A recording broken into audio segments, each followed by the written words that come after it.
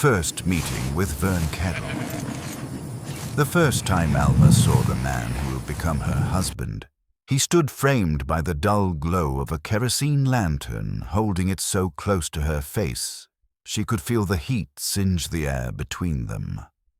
He didn't greet her with a word of welcome. His eyes moved across her features the way a man might inspect the haunch of a mule, pausing on the hollows beneath her cheekbones, the chapped bow of her mouth, the pale knots of her hands gripping the trunk at her feet.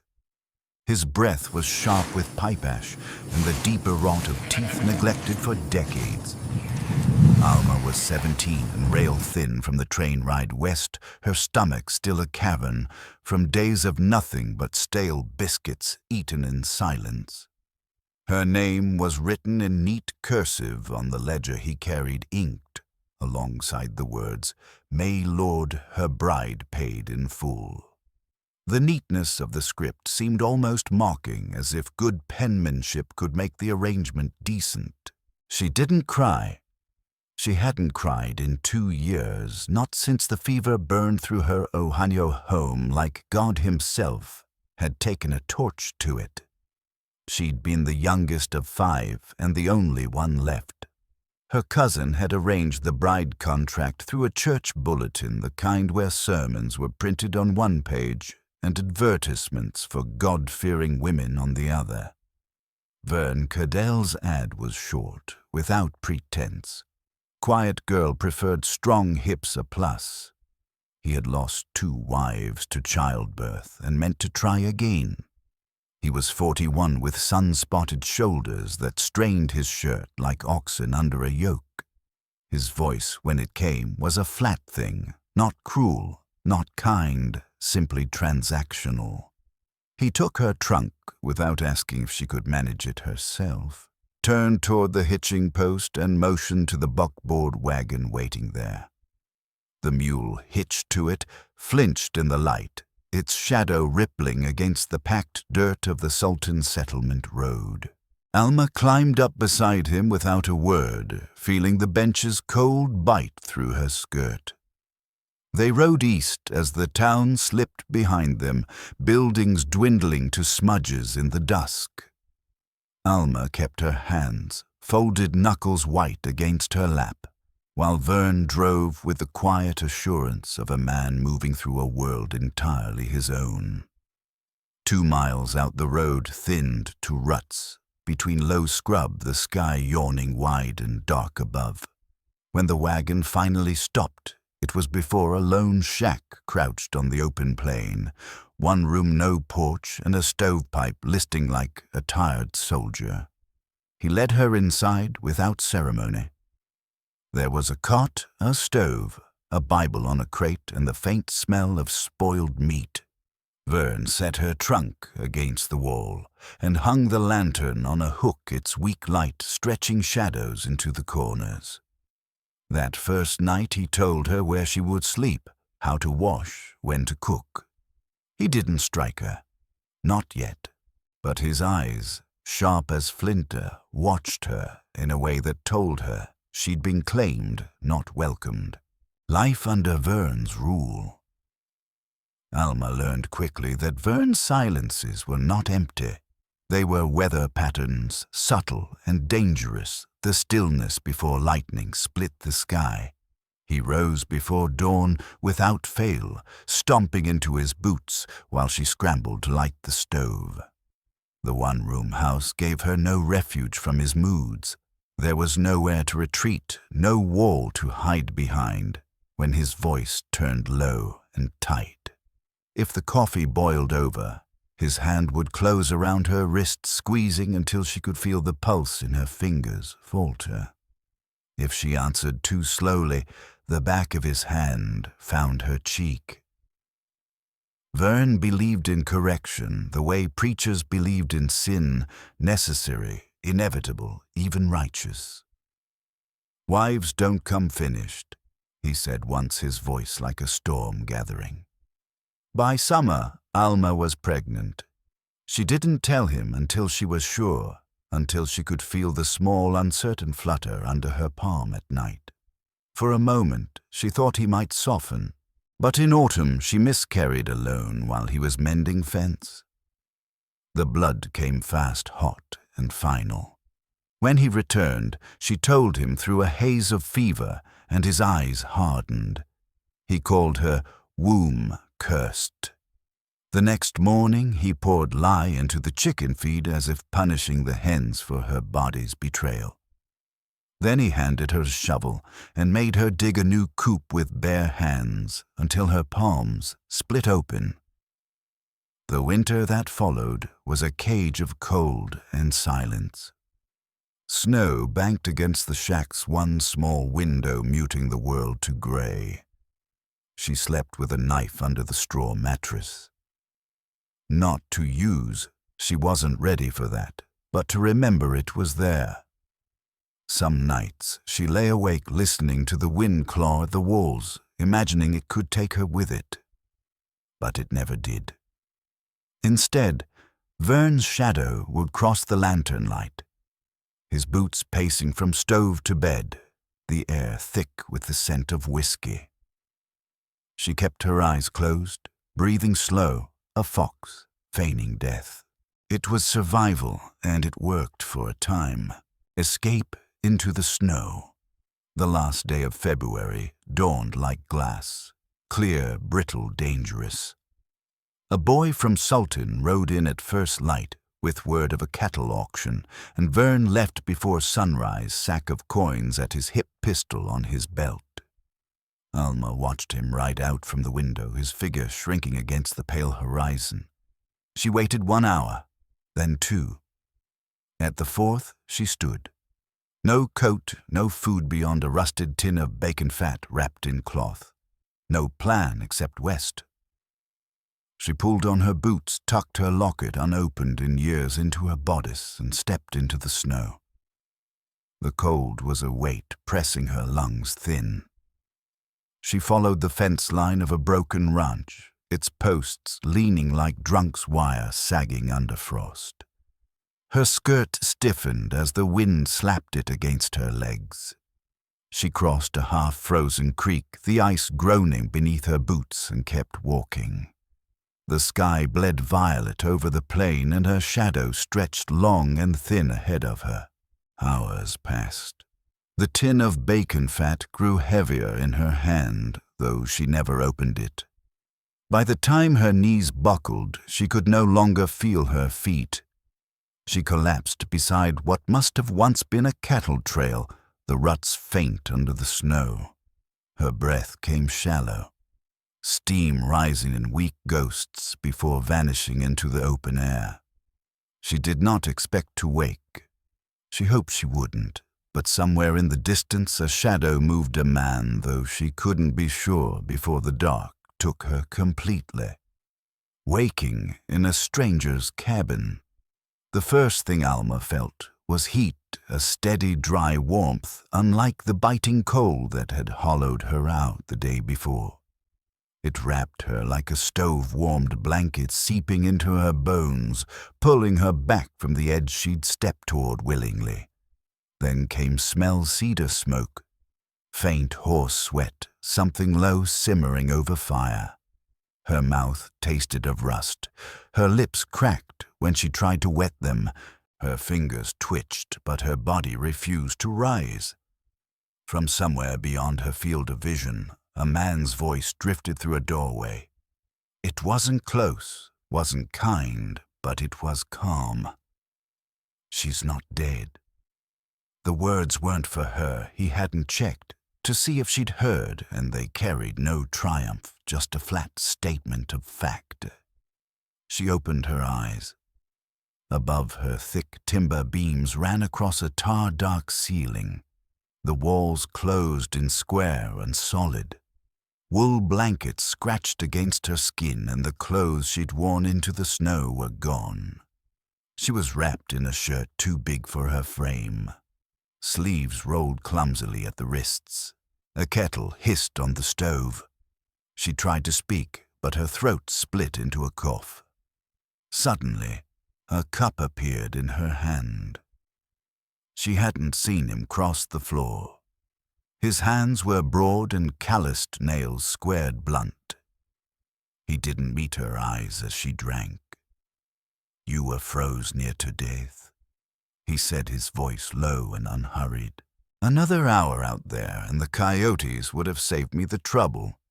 The words should have stung, but they didn't. There was no cruelty in them, only a matter-of-fact recognition of what she'd been. He looked to be around 40, with weather-bitten skin and a beard patchy with gray. One eye squinted more than the other, and his right hand bore an old burn scar. The skin twisted and pale. She'd learn later his name was Eli Cutter. He lived alone in this cabin on the edge of a wind-blown rise. No fence, no field, just raw country in every direction. There was no Bible in the house, no photograph, no sign of a woman's presence. Yet everything was neat tools, hung on pegs, blankets, folded floors, swept bare. Alma didn't speak much those first days. She watched him instead, learning the shape of his silences. He didn't press her for answers, didn't try to close the distance between them. When she was strong enough to sit, he gave her broth without comment and took his own meals standing by the stove. At night, he slept on the floor, letting her have the bed. By the 6th morning, her blisters had begun to heal, though her palms still burned with raw skin. She rose before he returned from the lean-to and began stacking the firewood he'd split. When he saw her, he didn't stop her, only said, "You get strong or you die. Ain't no third way." She didn't disagree. Finding a rhythm. It began without intention, two people moving in the same space without colliding. She split logs beside him in the yard, the wind biting at their faces, the sound of the axe steady against the hush of snow. He worked shirtless, despite the cold arms roped with the kind of muscle a man earns through decades of repetition, not show. She noticed the old scars crossing his forearms, burns, cuts, the silent record of a life lived with his hands. His presence didn't scare her. He never raised his voice, never moved, sudden, never reached for her without reason. He didn't drink. When a log slipped from her grasp one afternoon and clattered to the ground, she flinched instinctively. He paused, steady-eyed, then bent to pick it up without a word, placing it back in her hands. That was the moment she realized his silences meant something different than Vern's. They weren't threats. They were spaces she could exist inside without fear. On the 8th night, he asked her name. She told him Alma. He asked where her home was. She didn't answer. He nodded like he'd expected that and turned back to tending the fire. For a moment, their eyes met, and in his, she saw something she hadn't seen in years. Not pity, not curiosity, but recognition. He knew something about running, about surviving past the point you thought you could. Over the weeks, they fell into rhythm. She cooked while he hunted. She cleaned the rifle while he patched the roof. She swept the floor while he checked snares. Words remained scarce, but they weren't needed. Slowly, the ache in her ribs faded. Her steps grew sure again. The knife under the mattress stayed there, but she touched it less. Nights came easier. Mornings didn't carry the same lead weight in her chest. The land around them began to thaw, shedding its winter skin. Melt water trickled down from the rise, and the air carried the scent of damp earth. Alma found herself waking before him some mornings just to watch the light spread over the plains without the shadow of fear beside it. It was quiet here, but not the dangerous quiet she'd known. This was the kind you could breathe in. First test, Sheriff Boyd arrives. It was a morning like any other, the sun breaking pale over the rise. Coffee boiling on the stove when the sound of hoofbeats rolled up the trail. Alma was in the doorway before she realized she'd moved, every muscle tensed. Eli glanced at her once, then stepped outside his rifle within easy reach. The rider came into view, slow dust curling from his horse's legs. Sheriff Boyd, narrow-jawed, badge-tarnished eyes too sharp for a man claiming peace. He spat tobacco into the dirt before speaking. "Looking for a woman," he said. "Mail-order bride gone missing. Husband says she stole from him." Eli didn't blink. "See any woman here?" His voice was even, but it held something Alma hadn't heard before, a warning. Boyd's gaze slid past him toward the cabin. "I'll take a look." "You won't." Eli's words were flat, and the space between them felt taut as wire. The sheriff shifted in his saddle, weighing the man before him. "You want trouble. I want peace," Eli said. "You ride on, now you might keep it." The wind moved through the grass like a whisper. The sheriff spat again, turned his horse, and rode off slow, glancing back only once. When Eli came back inside, he said nothing. He poured 2 cups of coffee, handed one to her. His hand brushed hers, warm-scarred, and Alma gripped the cup tighter. In that moment, she understood something important. He wouldn't ask her to stay, but he wouldn't ask her to leave either. The choice would be hers for the first time in years. New skills and thawing land. Spring came slow to the Kansas prairie, hesitant as if testing whether it was safe to stay. The wind no longer cut like glass, but carried the smell of wet earth and sage. Alma had taken to waking before dawn, slipping outside while the horizon was still only a pale suggestion. She liked that hour, best the stillness before the birds began their song, before the day chose whether it would be kind or cruel. One morning she found Eli waiting in the yard, rifle in hand. He didn't announce a lesson or ask permission. He simply held it out as if passing her a broom. "You'll need to know," he said. She took it like she took everything now, tight, ready, half afraid of what it might bring. Her fingers were stiff, her stance uncertain, but Eli's voice was calm as he told her to brace her shoulder, breathe slow and squeeze, not jerk the trigger. The rifle barked against her chest, the recoil jarring, but the shot landed where he'd told her to aim. From then on, it became part of their rhythm. He taught her to read the land the way other people read scripture, to see the difference between mule tracks and deer prints, to smell the weather before it turned to find water by the bend of certain grasses. She learned how to strip the rifle clean and oil it until the action moved smooth as thought. There was never a conversation about why she needed to know these things. They didn't need one. Alma's body grew surer in its movements. Her hands no longer shook when they wrapped around a weapon. By early May, she could skin a jackrabbit without flinching, mend a saddle strap with tight, even stitches, and split a man's lip in her sleep, though she never told Eli about the dreams that taught her that last skill. Those dreams came less often now, but when they did, they left her breathless, clawing at phantom hands. On those nights, she would step outside barefoot, letting the wind pull at her hair until the air around her felt clean again. Sometimes Eli would appear in the doorway, leaning against the frame, saying nothing but "storm's coming," and she would answer, "I know." He never asked her to come inside, and she never asked him to stay out. That was their way, no declarations, no embraces, just the constant pull of gravity, steady and certain. Vern's return. It was the tracks that told her first. Deep, fresh impressions in the hard soil wider than Cutter's gelding could make. Alma was hauling water when she saw them, 2 sets heavy. and recent cutting across the rise toward the cabin.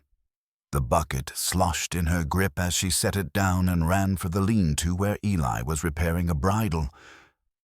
"Riders came," she said, breath tight. "Two." He didn't waste time on questions. He stood, moved to the cabin, and took the rifle down from its peg. She grabbed the pistol, hers now, though she hadn't fired it in weeks, and found her hands steady. They were still on the porch when the riders crested the hill. One whistled a low, ugly tune. The other wore his hat pulled low, shadowing his face. But Alma knew before he looked up. Vern. Same mean eyes, same leather vest, stained from years of sweat and rage. The second man was younger cousin hired hand. It didn't matter. Both carried rifles. Vern dismounted with a grunt, his boot hitting the dirt like a coffin lid closing. "Well, I'll be," he said, voice oily with false warmth. "Didn't reckon you'd land yourself a new roost." Eli stepped forward, rifle low, but ready. "You're trespassing. I'm here for what's mine," Vern said. "She signed a contract. Makes her property. You want to test that theory, you go ahead." Vern spat near Alma's boots. "Girl's a thief. Ran off with my money, my mule, and my name." "You think I kept your name?" she asked, her voice even. That wiped the grin from his face. He stepped forward and Eli's rifle rose a fraction. "Back up," Eli said, tone flat as a whetstone. The younger man shifted, uncertain. Vern's hand twitched toward his holster. The shot came fast, Eli's rifle barking once. Vern's leg folded, blood blooming dark. The younger man dropped his weapon. Alma didn't flinch. She stood over Vern as he writhed, his curses thick with pain. Eli bound the wound not out of mercy, but so the law could take him alive. And when they loaded him onto his horse, Alma knew this wasn't the end. Men like Vern didn't die easy, and they didn't forgive. Lingering danger. 2 days later, Sheriff Boyd rode in slow, hat in hand, mouth tight around the words he didn't want to say. Vern had lived just barely, dragged himself to a ranch 10 miles east, spinning some tale about being ambushed.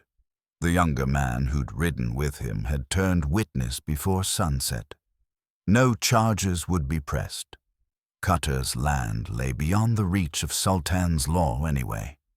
It should have been a victory, but the air around the cabin changed. Eli kept the rifle closer now. Alma woke at the cry of Hawk's boots by the door, not afraid exactly, but coiled like a trap waiting for the wrong step. The summer deepened into heat thick enough to choke. The creek dried to rock. The prairie shimmered like it was on fire. Work became a way to push the tension back. They built a second lean-to. Hauled stone for a smokehouse, began clearing a path to where a new well might go. It was work that looked like permanence, like they were planting themselves here, no matter who came riding. One morning, Alma found a calf alone at the tree line, legs trembling under its own weight. No brand, no mother, just bone and fear. She coaxed it with bread scraps, looped a rope into a makeshift pen, and sat beside it until its shivering eased. "You always choose the ones with no fight left," Eli said, leaning in the doorway. "No," she answered, brushing the calf's neck. "I choose the ones no one else waits for." He nodded like he understood. And maybe he did. Night visitor, Vern's spy. The night was brittle with the first hints of autumn, the kind where the wind carried both the warmth of the day and the warning of frost. Alma woke to the low whinny of a horse, a sound too close, too deliberate to be passing through. She slid from bed without a sound, bare feet silent against the plank floor, and peered through the narrow window toward the barn. Something moved in the shadows, too tall for an animal, too careful for a friend. She reached for Eli's shoulder, but he was already awake, eyes open in the dim glow from the banked stove. They didn't speak. He rose, grabbed the rifle from its peg, and slipped out the back, melting into the darkness like he'd been born there. Alma kept her post at the window, pistol steady in her hands. The wind whispered through the grass, masking the soft crunch of boots in dirt. A sudden noise, a clatter of wood, a sharp grunt broke the stillness. Alma ran, heart pounding, rounding the barn to find Eli standing over a boy no older than 17. The kid was wiry, his lips split and bleeding eyes wide with fear. "I wasn't going to take nothing," the boy stammered. "Swear it, just hungry." Eli's jaw was set, but it was Alma who stepped forward, pistol still low but ready. "Who sent you?" "No one," the boy said too quickly. "I seen the smoke, thought maybe you had scraps." "Who?" She pressed, her voice cutting the space between them. The boy's shoulders sagged. "Cadell." "Of course." The name landed heavy. "Said he'd pay me to scout the place. Said you were his wife. Said the man here had taken you." Alma's breath caught anger flaring sharp and cold. "He say where he is?" The boy nodded toward the north. "Camped near Bramble Pass, other side of Snake Ridge. 4 of them. Said they'd ride at dawn." Eli didn't take his eyes off the boy. "Run back," he said, voice low. "Tell him we're waiting." The boy didn't argue. He bolted into the night, his shape swallowed by the prairie. Defensive stand at dawn. They had hours, maybe less. Neither wasted them. Eli showed Alma the rifle pit dug years before along the north rise, hidden from the trail by sage and scrub. She staked a trip line by the shed, set a lantern behind the barn to throw false shadows. They loaded every round, cleaned every barrel, checked sight lengths from the lean-to roof. The world began to pale with the first smear of daylight when the attack came. 4 riders, fast and low guns drawn. One hit the trip line and pitched hard into the dirt. Another veered wide, chasing the false trail around the barn. Vern led the charge, face twisted with the same mean hunger she'd seen on their wedding night. Alma had him in her sights, could have ended it right there, but she aimed for the horse instead. The beast screamed, bucked, and sent Vern crashing into the brush. His leg struck a stump with a crack she heard even over the gunfire. The other men faltered. Eli's rifle barked twice. One rider fell, another fled into the horizon. Alma left the pit, moving toward the writhing figure in the grass. Vern's pistol was in his hand, eyes wild. She stepped on his wrist before he could lift it. "You don't own me," she said, her voice flat. "You'll always be mine," he spat. "No." She pressed harder until he screamed. "I chose this life. You're just the blood I paid to earn it." She let him go, leaving him gasping in the dirt. This time, when they turned him over to the sheriff, they gave him more than wounds. They gave him witnesses and intent. Aftermath and the burning jail. 2 days later, the air in Sultan reeked of smoke. The jailhouse had burned before the frost had melted from its walls. Sheriff Boyd swore it was a faulty stovepipe.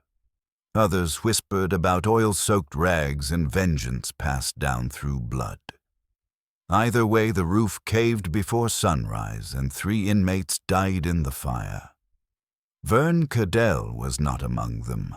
His cell had been empty when the first flames were seen.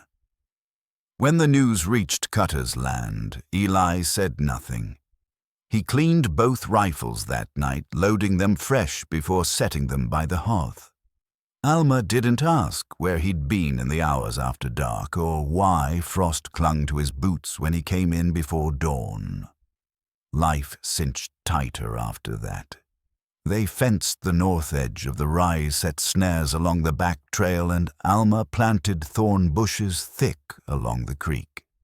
It wasn't fear anymore. It was readiness, the kind that came from knowing the wind could turn, and when it did, you'd best be braced to stand in it. Night visitor, Vern's spy. The night was brittle with the first hints of autumn, the kind where the wind carried both the warmth of the day and the warning of frost.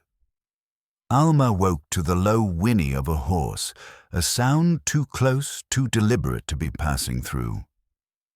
She slid from bed without a sound, bare feet silent against the plank floor, and peered through the narrow window toward the barn.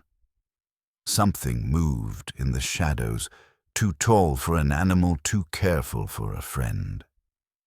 She reached for Eli's shoulder, but he was already awake, eyes open in the dim glow from the banked stove. They didn't speak. He rose, grabbed the rifle from its peg, and slipped out the back, melting into the darkness like he'd been born there. Alma kept her post at the window pistol, steady in her hands. The wind whispered through the grass, masking the soft crunch of boots in dirt. A sudden noise, a clatter of wood, a sharp grunt broke the stillness. Alma ran, heart pounding, rounding the barn to find Eli standing over a boy no older than 17. The kid was wiry, his lips split and bleeding eyes wide with fear. "I wasn't going to take nothing," the boy stammered. "Swear it, just hungry." Eli's jaw was set, but it was Alma who stepped forward, pistol still low, but ready. "Who sent you?" "No one," the boy said too quickly. "I seen the smoke, thought maybe you had scraps." Who she pressed her voice, cutting the space between them. The boy's shoulders sagged. "Cadell. Of course." The name landed heavy. "Said he'd pay me to scout the place. Said you were his wife. Said the man here had taken you." Alma's breath caught anger flaring sharp and cold. "He say where he is?" The boy nodded toward the north. "Camped near Bramble Pass, other side of Snake Ridge. 4 of them. Said they'd ride at dawn." Eli didn't take his eyes off the boy. "Run back," he said, voice low. "Tell him we're waiting." The boy didn't argue. He bolted into the night, his shape swallowed by the prairie. Defensive stand at dawn. They had hours, maybe less. Neither wasted them. Eli showed Alma the rifle pit dug years before along the north rise, hidden from the trail by sage and scrub. She staked a trip line by the shed, set a lantern behind the barn to throw false shadows. They loaded every round, cleaned every barrel, checked sight lengths from the lean-to roof. The world began to pale with the first smear of daylight when the attack came. 4 riders, fast and low guns drawn. One hit the trip line and pitched hard into the dirt. Another veered wide, chasing the false trail around the barn. Vern led the charge, face twisted with the same mean hunger she'd seen on their wedding night. Alma had him in her sights, could have ended it right there, but she aimed for the horse instead. The beast screamed, bucked, and sent Vern crashing into the brush. His leg struck a stump with a crack she heard even over the gunfire. The other men faltered. Eli's rifle barked twice. One rider fell, another fled into the horizon. Alma left the pit, moving toward the writhing figure in the grass. Vern's pistol was in his hand, eyes wild. She stepped on his wrist before he could lift it. "You don't own me," she said, her voice flat. "You'll always be mine," he spat. "No." She pressed harder until he screamed. "I chose this life. You're just the blood I paid to earn it." She let him go, leaving him gasping in the dirt, this time when they turned him over to the sheriff. They gave him more than wounds. They gave him witnesses and intent, aftermath, and the burning jail. 2 days later, the air in Sultan reeked of smoke. The jailhouse had burned before the frost had melted from its walls. Sheriff Boyd swore it was a faulty stovepipe.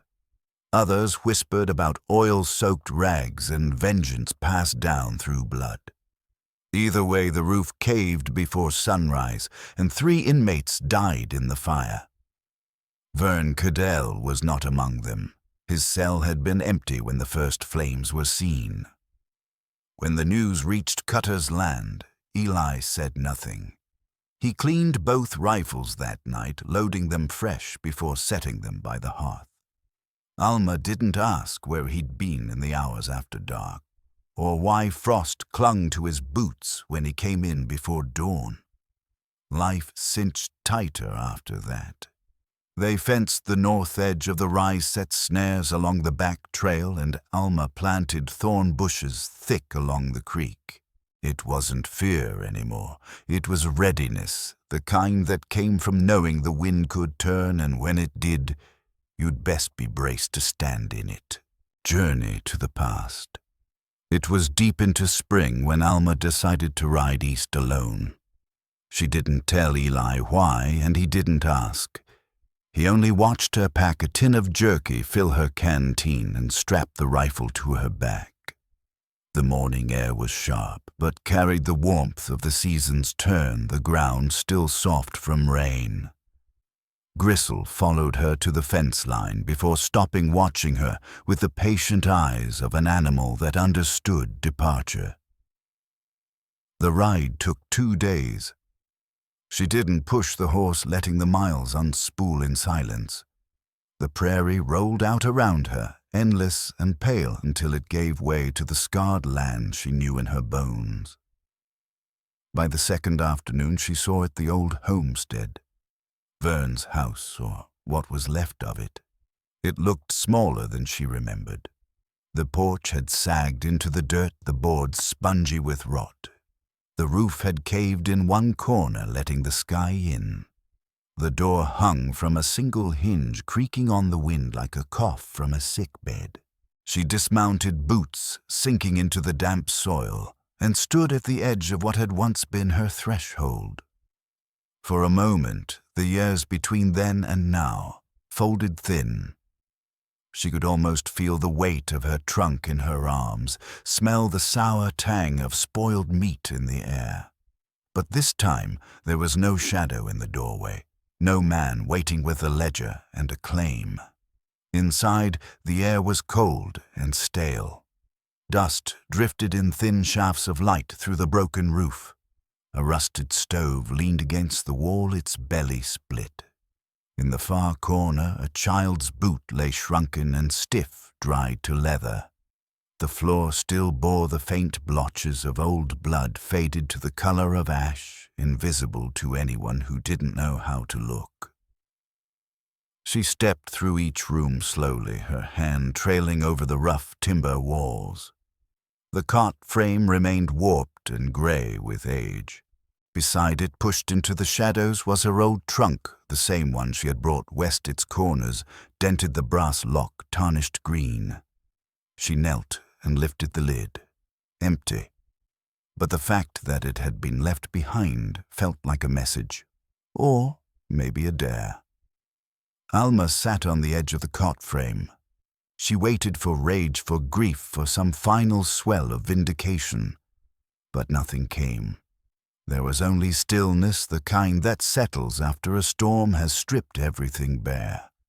She realized with a slow, steady certainty that the place no longer had any claim on her. When she stepped back outside, the wind caught her hair, tugging it eastward like it meant to carry her away. She didn't let it. Mounting up, she took one last look at the ruin, then turned her horse toward the west. She reached Cutter's Land just before dusk the next day. Eli was on the porch, whittling the shavings curling at his feet. He didn't ask where she'd been. He simply stood, took the reins from her hands, and led the horse toward the trough. That night she told him, "I went back." He paused in his carving to look at her. She shook her head. "It's gone. Whatever held me there, It's done." He nodded once, then returned to the small rhythm of his knife against wood. And for the first time since she'd fled through the snow, Alma slept without dreaming. New boundaries. By the time summer settled over the prairie, Alma and Eli had begun to mark the edges of what was theirs. It started not as a plan, but as a quiet instinct, the need to define the space where they would stand if the wind ever turned hard again. They rode the perimeter together one morning, the air already warm with the promise of heat, the grass whispering against the horses' legs. At the farthest southern edge where the creek cut a shallow bend, Eli dismounted and drove a weathered post deep into the earth. He carved into it with his knife slow and deliberate, Cutter and Alma, 1881.